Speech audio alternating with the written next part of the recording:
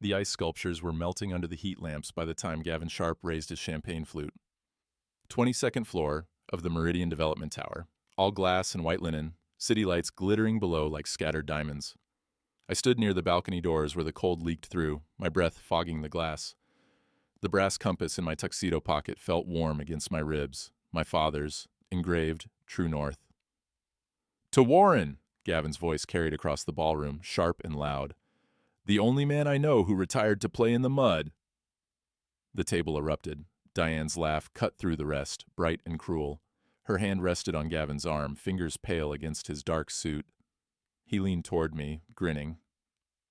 "Seriously, Warren, how does it feel being married to the real breadwinner?" I set my whiskey down, stood slow, the room quieted, just a fraction.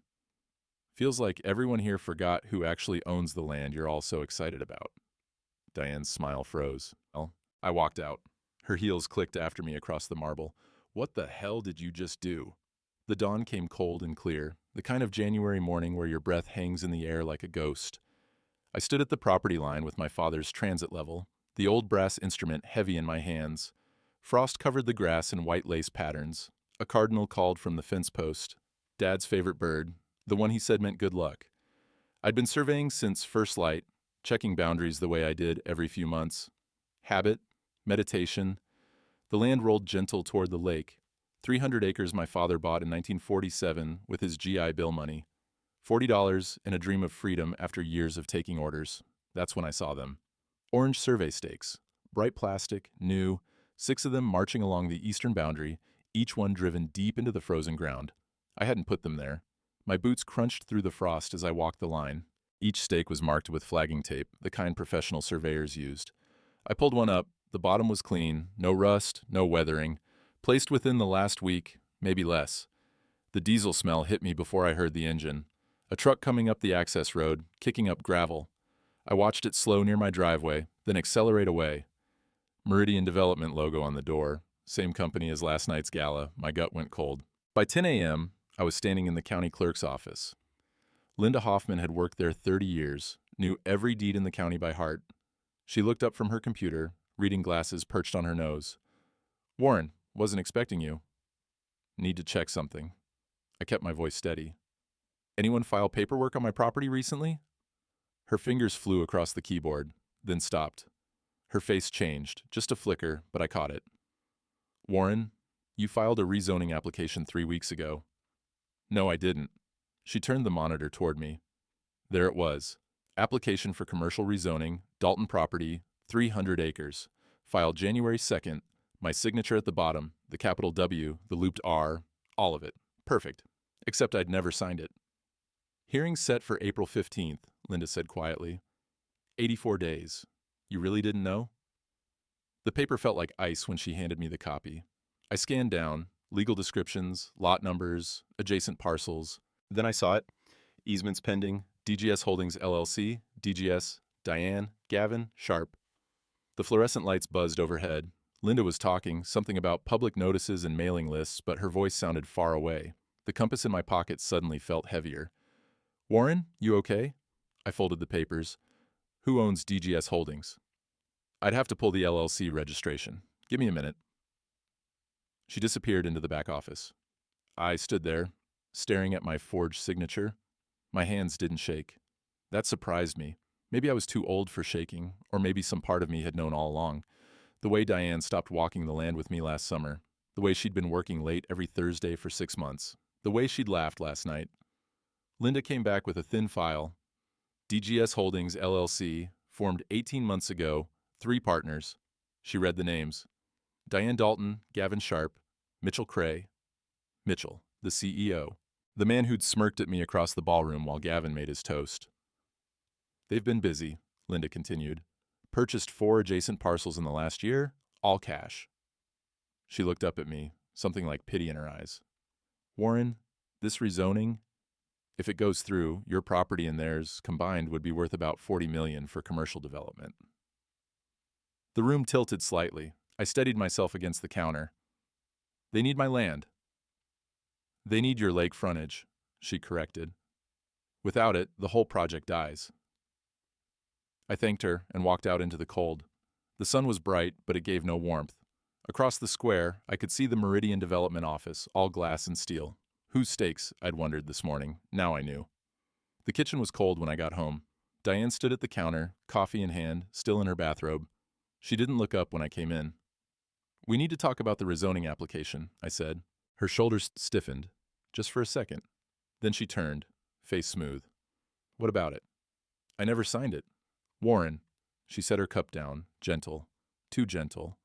"We discussed this months ago. You were half asleep, but you signed. It's just paperwork to protect the property value.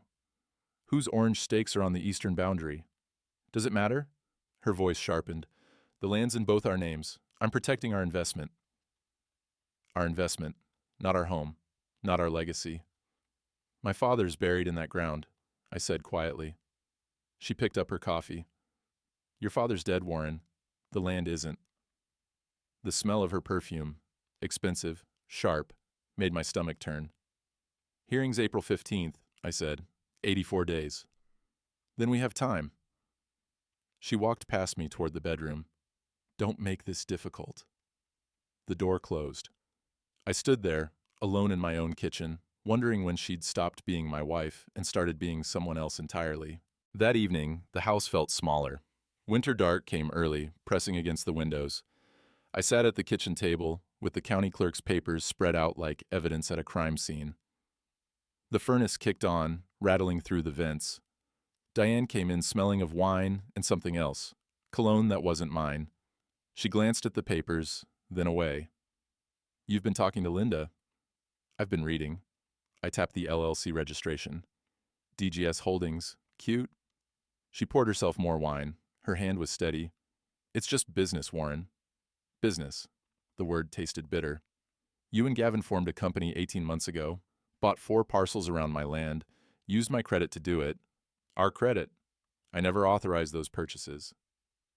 She turned, leaned against the counter. Her face was calm, almost bored. "You're making this into something it's not. Gavin saw an opportunity. The county wants development. We're positioned perfectly." "We," I repeated. "You and Gavin." "You and Mitchell." She sipped her wine. "The CEO, Warren, the man who runs a $100 million company, they know what they're doing." "Do they know about forgery?" Her eyes flashed.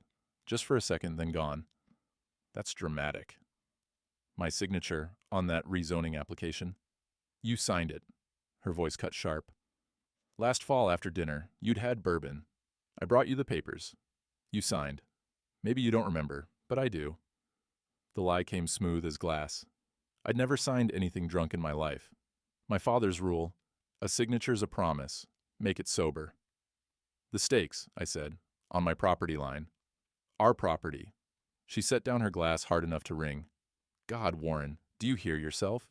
You've been playing with that old surveying equipment for 15 years, pretending you're still relevant. This is a $40 million development, hotels, condos, something that actually matters." The furnace rumbled. Outside, wind scraped branches against siding. My father fought in a war so he could buy that land. "Your father's dead." She said it flat, final. "And you're too old to stop progress." The perfume smell intensified as she moved closer. Not hers, Gavin's. I recognized it from last night. "How long?" I asked. She smiled, thin. "Does it matter?" "The land matters." "Then sign it over willingly, or we'll take it anyway. Gavin's lawyers are better than anything you can afford." She picked up her wine, headed for the bedroom. "Think about it. You could retire to Florida, buy a condo, stop pretending to be something you're not." The door closed. The house settled into silence. I sat there until my coffee went cold, staring at the forged signature. Outside, the thermometer read 14 degrees. The kind of cold that makes metal burn your skin. Marcus Chin's law office smelled like old books and burnt coffee. He'd been my father's lawyer, then mine. 70 years old, half-blind, but sharp as the day I'd met him. He read through the LLC documents with a magnifying glass, lips moving slightly. When he finished, he set them down and removed his glasses. "Warren, this is bad. Tell me something I don't know. DGS Holdings owns 4 parcels totaling 200 acres, all adjacent to yours. Purchase price $4.2 million. He pointed to a line. Financed through Lakeside Credit Union. Guarantor, Warren J. Dalton. The coffee in my cup had gone cold an hour ago. I never guaranteed anything. Your signatures on the loan documents. Forged. He leaned back, chair creaking. Proving that costs money. Handwriting expert, maybe $50,000 up front.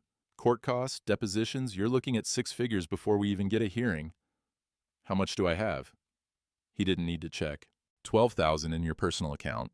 Joint account with Diane's been frozen since yesterday. She filed for divorce. The fluorescent lights hummed. Through the window, I could see the town square, bare trees rattling in the wind.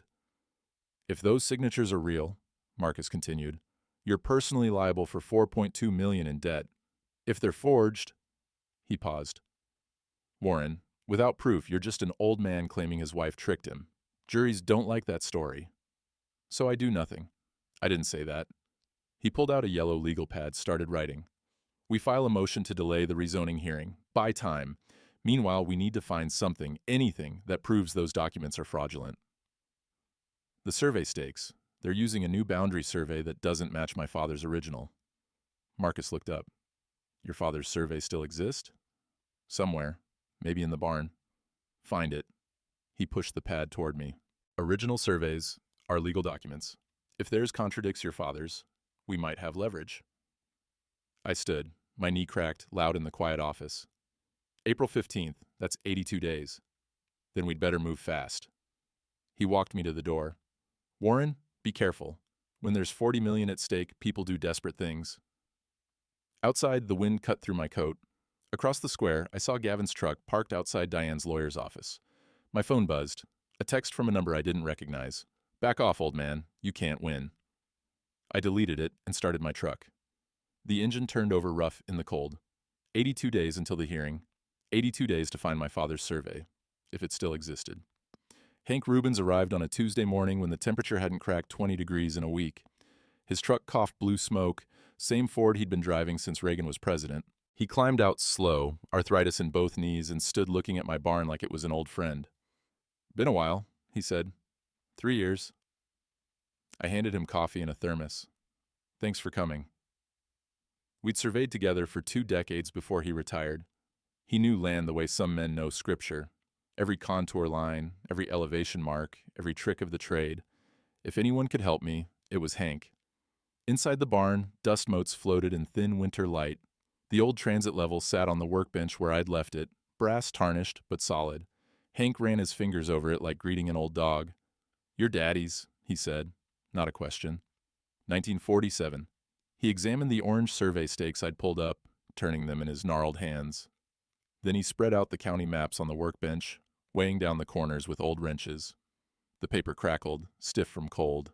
These new boundary lines, he said, tracing with one finger, they're 14 feet east of where your property line should be. Should be? According to the 1952 survey your father filed. He pulled reading glasses from his shirt pocket. I helped him with that survey, Warren. Spent 2 weeks in July heat, driving iron pins every 100 feet. Your daddy was particular. Measured everything twice. The wood stove ticked, metal expanding. Outside, wind scraped bare branches. Those pins still there? I asked. Iron don't rust away in 70 years. Hank tapped the map. Question is, can we find them? Ground's frozen solid.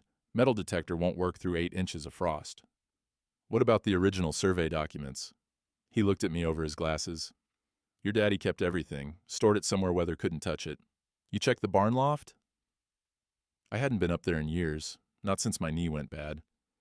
Hank, I can barely climb a stepladder. Then I guess we'll both hurt tomorrow. He folded the maps.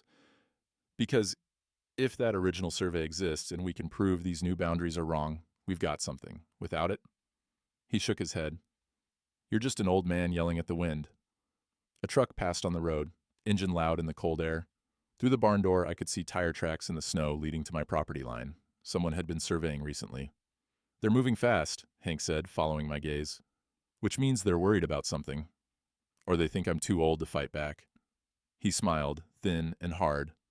Then let's prove them wrong. Where's that loft ladder? The ladder was wooden, built in 1940, and it groaned under my weight like a living thing. Each rung creaked, my knees screamed. Below me, Hank steadied the base, his breath coming in white puffs. You fall, I ain't catching you, he called up. Wasn't planning on it. The loft smelled like hay and old motor oil and 50 years of weather seeping through gaps in the boards. Cobwebs thick as yarn hung from the rafters. I pulled myself up the last rung and knelt on the plywood floor, breathing hard. Boxes everywhere. My father's life in cardboard and dust. See anything? Hank's voice floated up. Working on it. I opened the first box, farm equipment manuals yellowed and mouse-chewed. Second box, my mother's china, wrapped in newspaper from 1983. Third box, my father's handwriting. Neat block letters on the side, W.J. Dalton Survey, 1952. My hands shook as I pulled it toward me. Wooden crate, maybe 2 feet square, surprisingly heavy. I pried at the lid with my pocket knife. The nails screeched. Inside, wrapped in oilcloth that still smelled faintly of machine grease, was my father's old transit-level case. Leather, cracked, his initials burned into the side. Found something? I called down. I unwrapped the oilcloth, fingers clumsy with cold and age. Inside the case, protected from 70 years of weather, were rolled papers tied with string. I untied them carefully. The paper was brittle, but intact. Survey maps in my father's precise hand, every measurement, every angle, every iron pin location marked and dated. At the bottom of the last page, his signature, Warren J. Dalton, Surveyor, July 15, 1952. My name, his handwriting. Warren? Hank's voice, urgent now. You okay up there? I looked down through the loft opening. He was staring up, face worried. Hank, I said, my voice cracked. I found them, the original surveys, all of them. He whistled low. Well, I'll be damned. I held up the papers, careful as holding my father's hand. The ink was faded, but readable. Every measurement, every pin location, every boundary line, all 14 feet west of where Diane's forged survey claimed they should be. This changes everything, I said. If we can find those pins, Hank replied. Ground's still frozen. We got maybe 2 weeks before the hearing prep starts, and we'll need a metal detector. I climbed down slow, knee protesting every rung, the oilcloth bundle tucked under my arm. When I reached the bottom, Hank took the papers like they were scripture. He unrolled them on the workbench, studying each sheet. The winter light was failing, shadows lengthening across the barn floor. Your daddy knew what he was doing, Hank said finally. These measurements are perfect, military precision. He looked at me. If those pins are still there, Warren, we've got them, dead to rights. Outside, a cardinal called from the fence post. First one I'd heard in weeks. My father used to say cardinals meant good luck. I hoped he was right. March came in, cold and wet, the kind of weather that turns snow to gray slush and makes everything feel heavy. I sat at the kitchen table with the LLC documents spread out, Marcus's notes in the margins. Rain drummed against the windows, steady and monotonous. Diane came in through the garage door, shaking water from her coat. She stopped when she saw the papers. We need to talk, I said. She hung her coat deliberately, taking her time. When she turned, her face was different. The mask was gone. What remained was cold and calculated. About what, Warren? I slid the LLC registration across the table. DGS Holdings, you, Gavin, and Mitchell. 18 months of planning. She glanced at it, then pulled out a chair and sat. No pretense now. So you know. I know you forged my signature on $4 million in loans. I know you're trying to steal my father's land. Steal, she laughed, sharp. God, you're dramatic. We're developing it, turning 300 acres of nothing into something worth $40 million. You should be thanking us. The rain intensified, pounding the roof. Water dripped somewhere in the mudroom, a leak I'd been meaning to fix. That land is my father's legacy. Your father's dead, Warren. She leaned forward. He's been dead for 15 years. The land isn't a memorial, it's an asset. It's not for sale. Everything's for sale. Her voice hardened. You're a relic. You spend your days playing with antique surveying equipment, pretending you're still relevant. Meanwhile, Gavin and Mitchell are building something that matters. Hotels, condos, jobs, real value. I kept my voice level. By forging documents. By doing what needed to be done. She stood, paced to the window. You would have said no. You always say no. Someone had to make the hard choice. The choice to commit fraud. She spun back. Fraud? That's rich. You think anyone will believe you? An old man, bitter about his wife moving on, making accusations he can't prove? She smiled. Marcus already told you. $50,000 just to hire a handwriting expert? You've got what, $12,000 in the bank? My stomach went cold. She'd been tracking my accounts. Sign over your share of the land, she continued. We'll structure it as a sale. Fair market value. You walk away with $2 million, buy a condo in Florida, and live out your days in peace. And if I don't? Her smile disappeared. Then we bury you in legal fees until you've got nothing left. Mitchell's lawyers will drag this out for years. By the time you're done fighting, you'll be 80 years old and bankrupt. She grabbed her purse. You've got 1 week to decide. Where are you going? To Gavin's. She said it flat, wanting it to hurt. We're finalizing the development plans. You remember Gavin, the man you embarrassed at the gala? The smell of her perfume lingered after she left, mixing with the wet wool smell of rain on old wood. Through the window, I watched her taillights disappear down the driveway. The cardinal was gone from the fence post. The house felt enormous and empty. The hardware store smelled like sawdust and machine oil. I needed survey stakes, the wooden kind my father had used, not the plastic orange markers Diane's surveyors had left. The clerk rang up my order, $43.18. My credit card declined. I tried again, same result. The machine beeped, harsh in the quiet store. You got cash? The clerk asked. Kid, maybe 23, trying to be polite. Let me try my debit card. Declined. Heat crept up my neck. Behind me, someone coughed. Mrs. Patterson from the Methodist Church, holding a bag of birdseed. She looked away quickly. I'll come back, I said. Outside, the March wind cut through my coat. I walked to the bank, boots splashing through slush. Inside, the branch manager, Tom Henley, had gone to school with my son, called me into his office. Warren. He looked uncomfortable. I was going to call you. What happened to my accounts? Your wife filed paperwork yesterday. Joint accounts are frozen, pending divorce proceedings, your personal account. He pulled up something on his computer. There's a judgment lien, Lakeside Credit Union. For what? $4.2 million, the loan guarantee we discussed. The office was too warm. I loosened my collar. Tom, I never guaranteed that loan. He turned the monitor toward me. There was my signature, clear as day, on a personal guarantee form, dated 8 months ago. I didn't sign this. His face said he'd heard this before, heard it from men my age who forgot things, who signed papers drunk or distracted or desperate. Warren, maybe you should talk to your lawyer. I stood. The room tilted slightly. Yeah, maybe I should. Outside, the town square was gray under heavy clouds. Across the street, I saw Gavin's truck parked at the attorney's office. And next to it, Mitchell Cray's Mercedes. 2 women stood outside the coffee shop watching me. One leaned to whisper to the other. They both looked away when I met their eyes. My phone buzzed. My son, Daniel. Dad, I'm coming home. I stood there in the cold, reading it 3 times. The slush soaked through my boots. Someone honked, truck behind me, trying to park. The whole town would know by tonight. Old Warren Dalton, broke and abandoned, fighting a battle he couldn't win. I walked to my truck, hands shaking with something that wasn't cold. Above me, the sky was the color of iron. Daniel's truck pulled up 3 days later, dusty from the 8-hour drive. He climbed out, looking like he hadn't slept. 42 years old, but in that moment, I saw the boy who used to help me survey the back 40, complaining about mosquitoes and heat.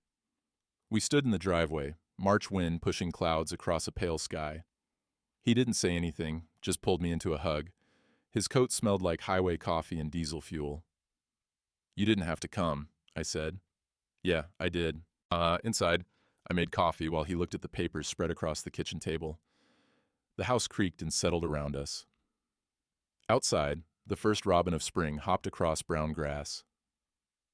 This is bad, Dad. I know. He picked up the forged signature page, held it to the window light. That's your handwriting.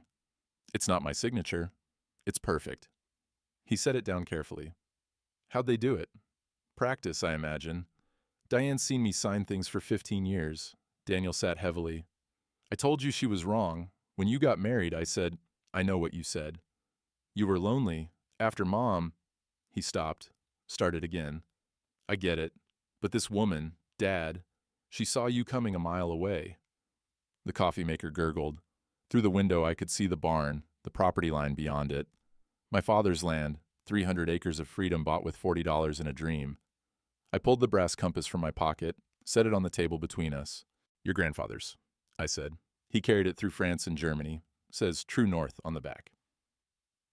Daniel picked it up, turned it in his hands. The brass caught the weak sunlight. He gave it to me when I turned 18, I continued. Said a man's got to know where he stands, even when the ground shifts under him. What are you saying? I'm saying I need help finding iron pins your grandfather buried 70 years ago. I looked at my son. And I'm saying I'm glad you're here. He closed his fingers around the compass. What do you need? Metal detector, strong back. Someone who remembers why this land matters. Daniel nodded slowly. When do we start? Tomorrow morning. Ground's thawing. We've got maybe 10 days before Marcus needs evidence for the hearing. He pocketed the compass. Then we'd better not waste time. For the first time in weeks, something in my chest loosened. Not hope exactly, but not despair either.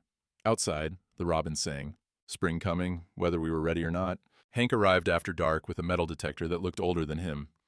The three of us stood in the barn, maps spread on the workbench under the work light's harsh glow. My father's 1952 survey, the county's modern GIS overlay, and Diane's forged boundary lines, all laid out like competing versions of truth. 6 critical pins, Hank said, marking each location with a pencil. Your daddy drove them every 100 feet along the eastern boundary. Find even 2, match them to his coordinates, and we prove their survey's a fake. Daniel traced the property line with his finger. 14-foot discrepancy. That's significant. Significant enough to invalidate their rezoning application, yet, Hank agreed. Question is, are they still there? Iron lasts, I said. You taught me that. Iron lasts if someone doesn't dig it up. Hank pulled his glasses off, rubbed his eyes. If Gavin's people found those pins first, the implication hung in the cold barn air. Outside, something rustled in the underbrush, probably a raccoon. Daniel leaned over the maps. We survey at first light. Start here. He pointed to the northernmost pin location. Work our way south. Dad and I dig. Hank works the detector. My knees, Hank started. Your knees run the detector. We'll do the digging. Daniel looked at me. Dad's knee isn't great either, but together we'll manage. I thought about my bad knee, the way it locked up in cold weather. Thought about Daniel's back. He'd herniated a disc 2 years ago. Thought about Hank's arthritis. We're quite a crew, I said. Hank laughed, dry as bark. 3 old fools with a metal detector and a prayer. My father drove those pins, I said. They're out there. We just have to find them. Before April 1st, Daniel added. That's when the hearing is, right? Yeah. I folded the maps. 12 days. The barn was cold, our breath visible in the work light's glare. But standing there with my son and my old partner, the task didn't seem impossible. Difficult, yes. Painful, probably, but not impossible. First light, Hank said. Bring coffee and ibuprofen. And faith, I added. Can't hurt, he agreed. We locked the barn and walked into the March darkness. Above us, stars were beginning to emerge, cold and distant. The land stretched out, silent and waiting. Somewhere beneath the thawing earth, 6 iron pins held the truth. We had 12 days to find them. The diner smelled like bacon grease and burnt coffee, the same as it had for 40 years. I sat at the counter, alone, watching steam rise from my cup. Outside, the last patches of snow were melting, leaving the world brown and muddy. Behind me, voices carried from the corner booth. Not loud, but not quiet either. Heard he's trying to sue his own wife. At his age, too. Sad, really. Diane's such a sweet girl. Must be hell dealing with him. I kept my eyes on my coffee. The waitress, Betty, worked there since the 80s. Refilled my cup without meeting my gaze. Pity in the careful way she moved. The bell over the door chimed. Footsteps approached, expensive shoes on worn linoleum. The stool beside me creaked as someone sat. Gavin Sharp. Close enough I could smell his cologne. Sharp, aggressive, the same smell that lingered in my kitchen after Diane came home. Warren. He flagged Betty down. Coffee, please, and put his breakfast on my tab. I can pay for my own breakfast. I know you can, he smiled. Just being neighborly. The diner had gone quiet. Everyone watching now, pretending they weren't. Diane tells me you're being stubborn about the land deal, Gavin continued, voice pitched to Carrie. $2 million, Warren. That's generous given current market conditions. Given that you forged my signature, you mean? His smile never wavered. That's a serious accusation. You got proof? I set my coffee down. Working on it. You should take the offer. He leaned closer, voice dropping to something almost kind. Look around, Warren. This town's changing. Development's coming whether you fight it or not. You could be part of the future, or you could be the old man everyone remembers as the guy who held progress hostage. Behind us, someone coughed. Agreed, maybe. Or just uncomfortable. My father fought in a war, I said quietly. Came home and bought that land for $40. Freedom, he called it. You think I'm selling his freedom for any price? Your father's been dead 15 years. Gavin stood, dropped a 20 on the counter. Think about what's best for everyone, including yourself. He walked out. The bell chimed. Conversations resumed, louder now, emboldened. I left cash on the counter, exact change, no tip needed from Gavin Sharp, and walked into the gray morning. Across the square, I saw his truck parked at the attorney's office again. My phone buzzed. Marcus. Hearing moved up to April 1st. Judge's calendar. We need those pins now. 9 days. I got in my truck and headed home. Windshield wipers pushing away the light mist. In the rearview mirror, I caught 2 women on the sidewalk, watching me drive away. Let them watch. Dawn came cold and clear, the sky that pale blue that means winter's finally breaking. The 3 of us stood at the northern property line, breath fogging, boots sinking into mud that smelled like earth waking up. Daniel carried the metal detector, Hank had the maps, and I had my father's compass. First pin should be here. Hank tapped a spot on the map. 30 feet east of that old oak, 100 yards from the road. Daniel swept the detector in slow arcs. The machine hummed, then whined. He stopped, swept back. The whine grew louder. Got something. We dug. The mud sucked at the shovel, cold and heavy. 6 inches down, then 12, then 18. My knee screamed. Daniel's face was red with effort. Metal scraped metal. There. Daniel's voice cracked. We cleared the mud away with our hands. An iron pin, 2 feet long, stamped at the top. WJD 1952. Hank knelt beside it, joints popping. He pulled out a handheld GPS unit, marked the coordinates, compared them to the map. His hands shook. Warren, it's exact, down to the inch. I touched the pin, cold iron, rough with 70 years of rust. My father had driven this into the ground in July heat, measuring twice, making it perfect, making it true. 1 down, Daniel said. How many do we need? 2 minimum, Hank replied. 3 to be safe. We moved south, following the property line.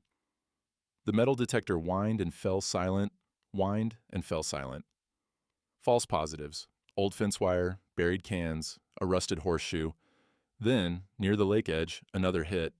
This one was deeper, buried under 2 feet of black earth. We dug until our backs ached, until the hole was waist deep. Daniel climbed in, feeling with his hands.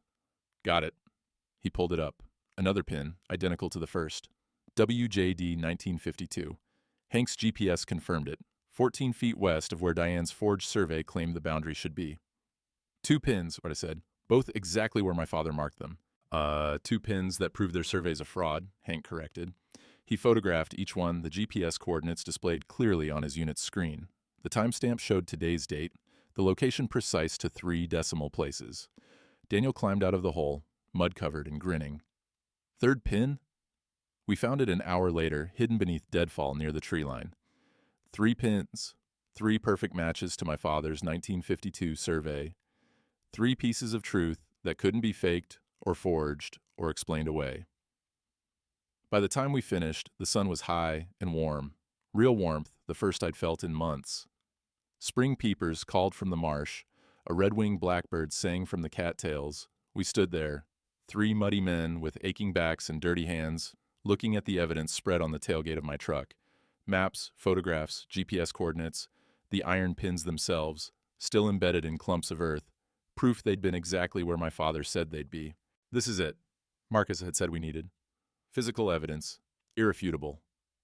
Hank cleaned his glasses on his shirt. Doug, Gavin's surveyor, he's going to have a hard time explaining why his measurements are 14 feet off from pins that have been in the ground since 1952. Think he'll admit they paid him to fudge the survey? Daniel asked. Depends on how scared he gets. I looked at the evidence. But this right here? Ground don't lie, even when people do. Daniel pulled my father's compass from his pocket, held it up to catch the light. The brass gleamed.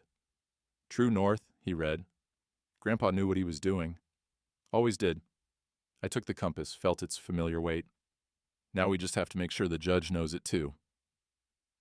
Hank was making notes, careful and methodical. I'll write up a formal surveyor's report, cross-reference these GPS coordinates with the county records, Show the mathematical impossibility of Doug's survey being accurate. How long? I asked. 2 days, maybe 3. He looked up. Hearing's April 1st, right? 6 days from now. Then I'd better get typing. We loaded everything carefully, the pins wrapped in burlap, the photographs in plastic sleeves, the maps in a weatherproof folder. Evidence, truth, my father's legacy, measured and marked and undeniable. As we drove back to the barn, Daniel said, "You think Diane knows we found them?" "If she doesn't yet, she will soon." I watched the land roll past. My land, my father's land, 300 acres of freedom that no one was taking without a fight. But it won't matter. You can't fake an iron pin buried for 70 years. You can't manipulate a photograph with GPS coordinates. You can't lie your way around ground truth. Still, Daniel said quietly, "She's going to try." He was probably right. But sitting there with muddy boots and aching joints, holding evidence that couldn't be denied, I felt something I hadn't felt in months. Not hope, exactly, but close enough. The night before the hearing, I sat alone on the porch with a glass of whiskey and my father's compass. The air had turned warm, finally, real spring warmth that smelled like earth and new grass. Stars were bright overhead, the kind of sky my father used to point to when I was a boy, teaching me to navigate by Polaris. The porch boards creaked under my weight. Somewhere in the darkness, a whippoorwill called. I'd sent Daniel and Hank home hours ago, told them to rest, get ready for tomorrow. But I couldn't sleep, kept thinking about the empty chair beside me, Diane's chair, where she used to sit on summer evenings, pretending to care about my surveying stories. Had she ever cared, or had I just wanted to believe so badly that I'd ignored what was right in front of me? I remembered the first time I brought her here, 5 years after Sarah died. The way she'd walk the property line, asking questions about acreage and value. I thought she was interested in the land. Turns out she was just appraising it. The whiskey burned going down. Sarah had loved this place. Used to garden by the barn, grow tomatoes and cucumbers and beans.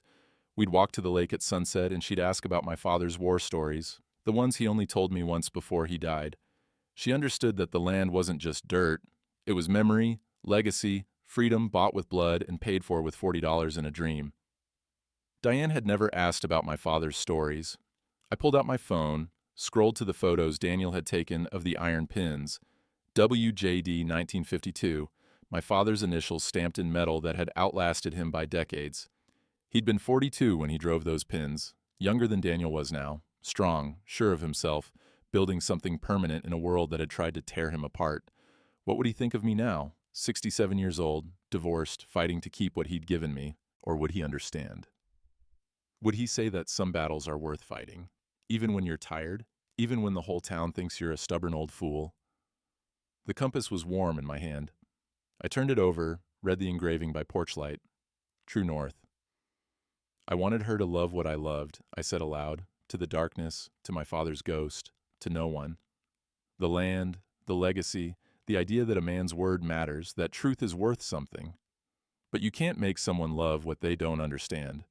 Can't fake loving dirt any more than you can fake an iron pin buried 70 years ago. The whippoorwill called again, closer now. Tomorrow, I'd walk into that courthouse with evidence that couldn't be denied.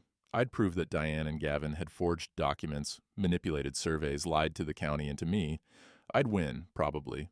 Marcus seemed confident. But winning meant destroying the woman I'd married. Meant watching her get arrested, charged with fraud, maybe sent to prison. It meant becoming the town story. Not the hero who saved his land, but the bitter old man who sent his wife to jail. Was it worth it? I thought about my father, carrying that compass through France. Thought about him coming home to a country that barely remembered what he'd fought for, scraping together $40, buying freedom 1 acre at a time. A man's land is his word made dirt, he used to say. My word, my dirt, my truth. I drained the whiskey and stood. My knee protested, but I ignored it. Walked down the porch steps into the cool night air. The grass was soft underfoot, damp with dew. I walked to the first iron pin we'd found, still marked with orange flagging tape. Knelt beside it, touched the cold metal. My father's hands had held this pin, had driven it into the ground with a sledgehammer, had measured twice to make it perfect. Some things matter more than peace, more than comfort, more than being liked. Truth matters, legacy matters. Keeping your father's word when no one else will. I stood, brushed dirt from my knees. Above me, the stars wheeled in their ancient patterns. Polaris steady in the north, unchanging, true north. My phone buzzed. A text from Daniel. "You okay, Dad?" I typed back. "Yeah, see you in the morning." Another buzz. This one from a number I didn't recognize. "It's not too late to walk away. Think about what you're doing." Diane. Still trying, even now. I deleted it and went inside. The house was dark and silent. I poured the rest of the whiskey down the sink, washed the glass, and went to bed. Tomorrow, the truth would come out. Let it. The courthouse smelled like floor wax and old wood, and the coffee the clerk brewed too strong. Marcus met me in the hallway at 7 a.m., carrying 3 accordion files and looking like he hadn't slept. "Ready?" he asked.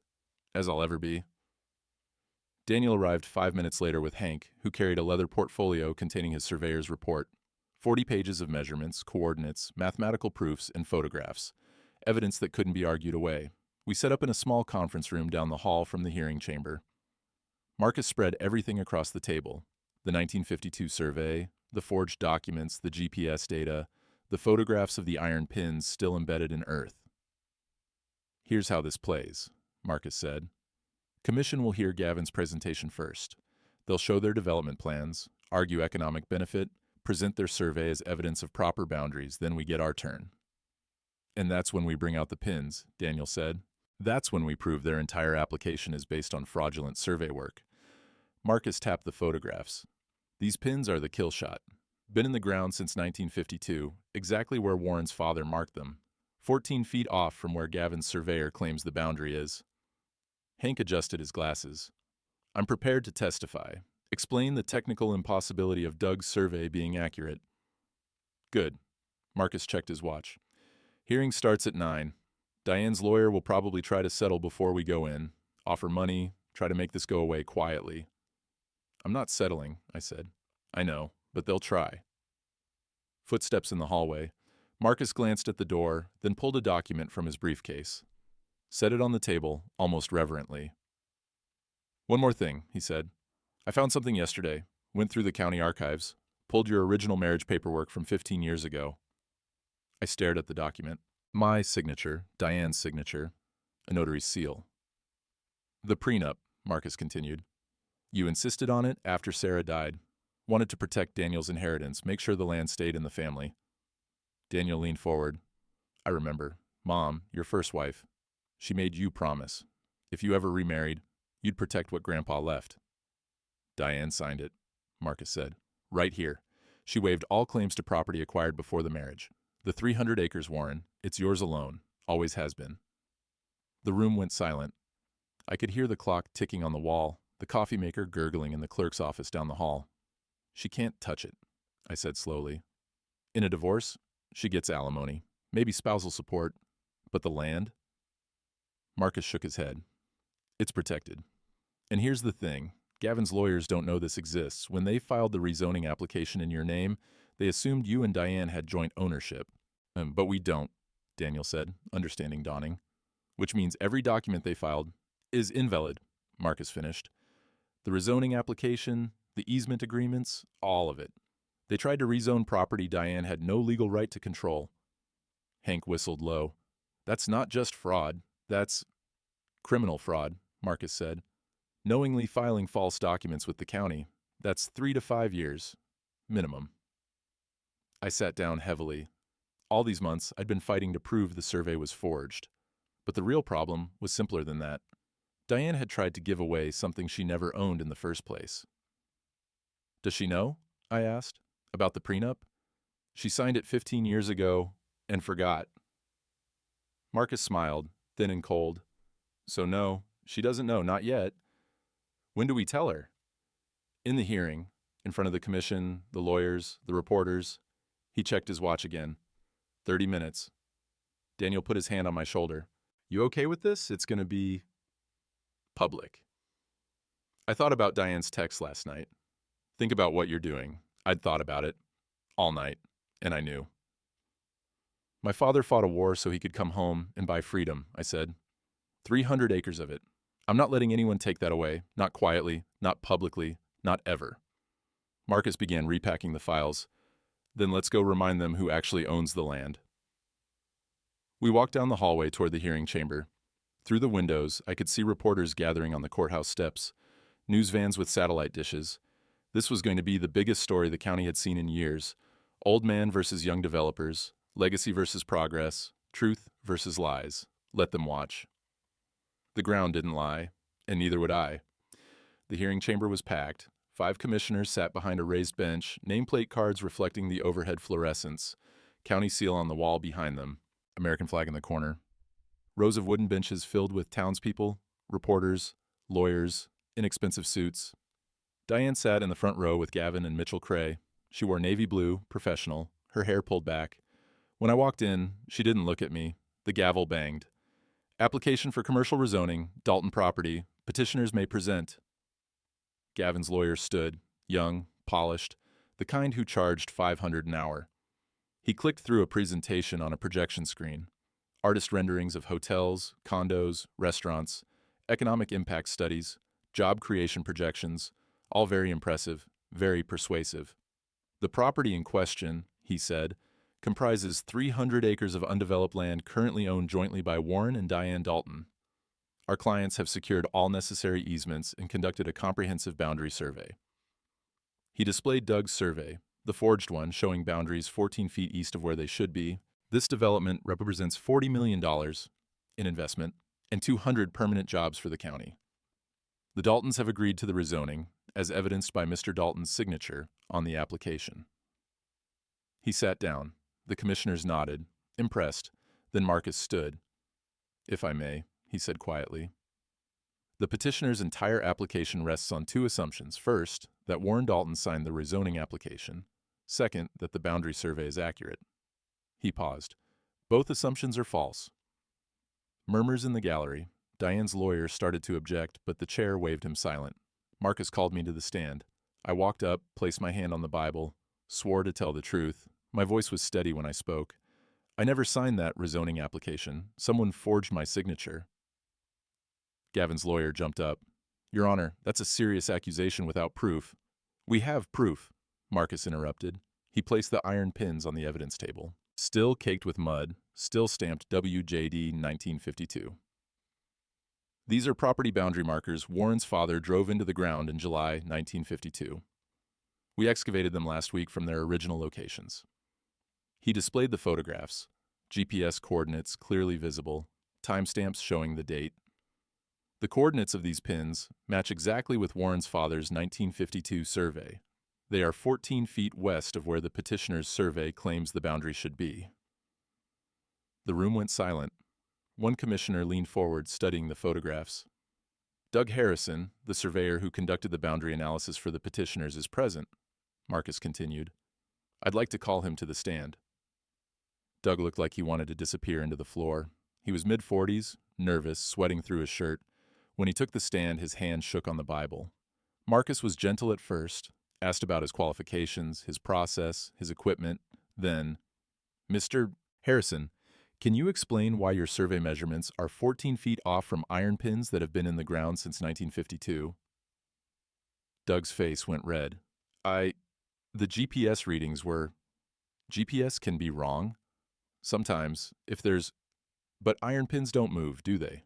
No, sir. So if your survey contradicts physical markers that have been in place for 70 years, your survey is wrong, correct? Silence. Doug looked at Gavin, then away. "Mr. Harrison, did anyone ask you to adjust your boundary measurements?" The question hung in the air like smoke. Doug's jaw worked. The commissioners watched him, waiting. He swallowed hard. "I was told to use certain reference points, to interpolate based on modern property lines." "Interpolate," Marcus repeated. "Is that surveying terminology for make-up numbers?" "Objection," Gavin's lawyer shouted. "Withdrawn." Marcus turned to the commission. "These iron pins are irrefutable evidence that the petitioner's survey is fraudulent. The boundary lines they've used for their rezoning application, their easement agreements, their entire development plan, all based on falsified data." He let that sink in. Without accurate property boundaries, this entire application is invalid. The chair called a 15-minute recess. I stepped outside for air, my heart hammering. Daniel met me on the courthouse steps. "That was good, Dad. Really good. It's not over yet." Through the window, I could see Diane talking urgently with her lawyer. Gavin paced, phone pressed to his ear. Mitchell Cray sat alone, face pale. Marcus found us. They're going to try to settle. Offer you money to withdraw and let the rezoning proceed with corrected boundaries. No, I said. I know, but there's one more thing. He smiled. Time for the prenup. When we reconvened, Diane's lawyer stood. Your Honor, my client wishes to address the property ownership question. Mrs. Dalton has been married to Mr. Dalton for 15 years. Under state law, she has an equitable interest in... Actually, Marcus interrupted, she doesn't. He presented the prenup, the document Diane had signed 15 years ago, and forgotten. This prenuptial agreement, executed prior to their marriage, clearly states that any property owned by Warren Dalton before the marriage remains his sole property. Diana Dalton waived all claims to said property in the event of divorce or separation. Diane's face drained of color. She grabbed the document from her lawyer, read it, then looked at me with something like horror. The 300 acres, Marcus continued, was purchased by Warren's father in 1947 and passed to Warren in 2010, prior to the marriage. It is Warren's sole property. Mrs. Dalton has no legal right to it whatsoever.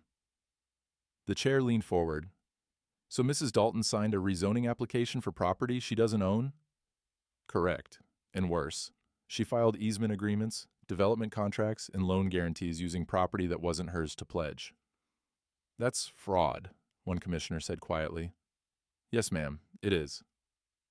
Gavin's lawyer tried to speak, but nothing came out. Mitchell Cray had his head in his hands. Diane sat frozen, the prenup still clutched in her fingers. The chair banged the gavel. This commission denies the rezoning application. Furthermore, we're referring this matter to the county prosecutor for investigation of fraud, forgery, and filing false documents. She looked at Diane, Gavin, and Mitchell. You'll each be receiving a subpoena. 2 sheriff's deputies moved toward the front row. Diane Dalton, Gavin Sharp, Mitchell Cray, you're being detained pending formal charges. The room erupted. Reporters rushed forward. Cameras flashed. Diane looked at me across the chaos, her face a mixture of shock and rage, and something that might have been pleading. I looked away. The deputies led them out through a side door. Diane's heels clicked on the marble floor, fading into silence. Marcus put his hand on my shoulder. It's over, Warren. I watched them go. My wife of 15 years, the man she'd chosen over me, the CEO who'd bet everything on a lie, gone. The compass was warm in my pocket. True north. The April sun was warm on the courthouse steps. Reporters crowded the sidewalk, shouting questions I didn't answer. Behind me, the massive oak doors swung shut, muffling the chaos inside. I stood there with Marcus and Daniel and Hank, watching 3 sheriff's vehicles pull away. Through the rear window of the first car, I caught a glimpse of Diane's profile. She wasn't crying, just staring straight ahead, empty. Mr. Dalton! A reporter thrust a microphone toward me. How does it feel to have your wife arrested? I looked at her, young, maybe 30, eager for the headline. Feels like the truth came out, I said quietly. That's all. Will you pursue civil damages? Marcus stepped between us. No further comment at this time. We walked to my truck. The crowd parted, some faces sympathetic, others just curious. I saw Mrs. Patterson from the church, the same woman who'd witnessed my credit card decline at the hardware store. She nodded once, approval in the gesture. Near the corner, Tom Henley from the bank stood watching. He lifted his hand in a small wave. Apology, maybe, or respect. The town would talk about this for years. Old Warren Dalton, who sent his wife to prison over land. Some would say I was right. Others would say I was cruel. Most would say both. I didn't care anymore. We reached the truck. Daniel leaned against the tailgate, looking exhausted. What happens now? Prosecutor builds a case, Marcus said. Fraud charges, probably forgery, maybe conspiracy. Diane's looking at 3 to 5 years if she's convicted. Gavin and Mitchell, same. And the land? Hank asked. Stays exactly where it is. Marcus smiled. In Warren's name, free and clear, the loan guarantees are void. His signature was forged. Lakeside Credit Union is going after Diane and Gavin for the $4 million, not Warren. I pulled the compass from my pocket. Set it on the truck's hood, where the sun caught the brass and made it glow. The engraving was worn but readable, true north. My father used to say, a man's land is his word made dirt, I said. Took me 67 years to really understand what he meant. Daniel picked up the compass, turned it in his hands. What did he mean? That integrity isn't something you talk about. It's something you defend, even when it costs you everything. Behind us, the courthouse doors opened again. A few stragglers emerged, lawyers carrying briefcases, clerks heading home. The drama was over, life moving on. Hank cleared his throat. "You did good, Warren. Your daddy would be proud." Maybe. I took the compass back, felt its familiar weight. Or maybe he'd say I should have seen it coming 15 years ago. "Can't change the past," Marcus said. "Only protect the future." I looked at Daniel. "The land's yours someday. You and your kids. That's what the prenup was for, to make sure it stayed in the family. Sarah made me promise." Daniel's eyes got wet. He nodded, not trusting his voice. "Come on," I said. Let's go home." We drove through town in convoy, my truck, Daniel's, Hank's smoking Ford, past the diner where Gavin had tried to buy my breakfast, past the hardware store where my card had declined, past the bank, the coffee shop, the square where everyone had watched me fall apart. They were still watching, but this time, I wasn't falling. The land rolled out before us, brown fields turning green with spring, new growth pushing through old earth, the cycle continuing, whether we were ready or not. 3 weeks later, on the first truly warm day of May, we planted apple trees. Daniel and Hank and me, working in shirt sleeves under a sky so blue it hurt to look at. The earth was soft and dark, rich with decades of leaf rot and rainfall. It smelled like life itself, fertile, patient, promising. "Your father always wanted an orchard," Hank said, tamping soil around the first sapling's roots.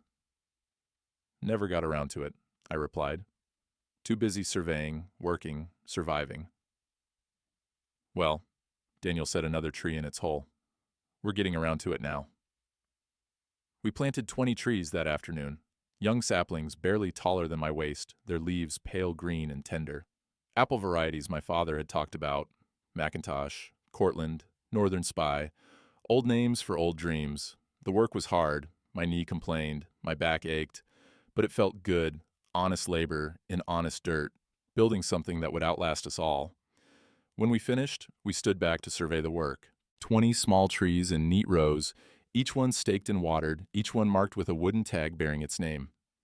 Daniel pulled my father's compass from his pocket. I'd given it to him after the hearing. He set it carefully atop the stake of the first tree. "True north," he read. "What did Grandpa mean by that?" "Meant there's things that don't change," I said. "Principles, truth, the kind of north that doesn't shift with the wind or the season or whatever's convenient." A cardinal called from the fence post, bright red against new green leaves. Spring peepers sang from the marsh.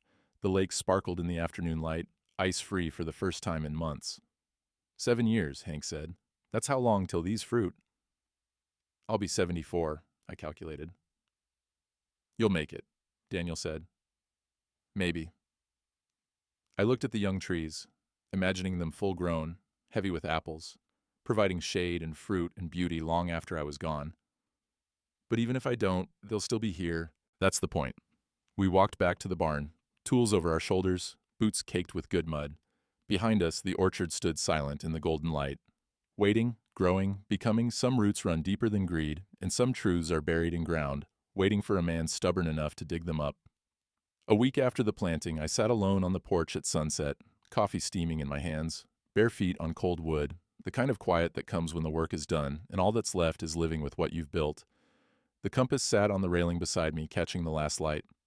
I'd told Daniel to keep it, but he'd brought it back, said it belonged here, with the land, with me. Said his kids would get it someday, when they were old enough to understand what it meant. Hank had asked me yesterday if it was worth it. Losing 15 years, losing a wife, even a bad one. Becoming the town story, the old man who sent his wife to prison over dirt. I'd thought about it, turned it over in my mind, like my father's compass in my hands. You can't lose what you never had.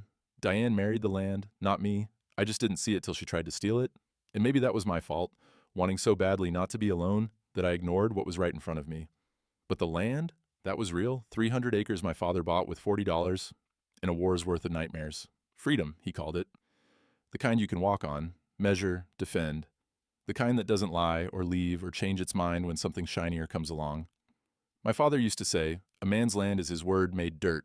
Means your integrity is buried in the ground you stand on. You can fake a signature, forge a document, tell 1,000 lies. But you can't fake an iron pin driven into earth 70 years ago. Can't manipulate what's true. Was it worth it? I don't know. But I know this, when Daniel's kids walk this land someday, they'll know their great-grandfather fought for freedom and bought dirt with it. They'll know their grandfather fought to keep it, even when it cost him everything. They'll know some things matter more than peace or comfort or being liked. Truth matters. Legacy matters. Keeping your father's word when no one else will. From the orchard, a cardinal sang. The same one, maybe, that had called from the fence post that first cold morning, or its child, or its grandchild. The cycle continuing, generation to generation. Apple blossoms were opening now, pale pink against darkening sky. The air smelled like earth and growth and promises kept. Young leaves rustled. Spring peepers called from the marsh. The lake reflected the last golden light. I picked up the compass, read the worn engraving one more time. True north, some directions don't change, some routes run too deep to pull up. And ground, good honest ground, don't lie. Neither should the people who walk on it. I set the compass back on the railing and went inside. Tomorrow I'd check the saplings, make sure the deer hadn't browsed them, water if the soil looked dry, do the work that needed doing. The land would be here. Patient, waiting, true. Same as it always was, same as it always would be.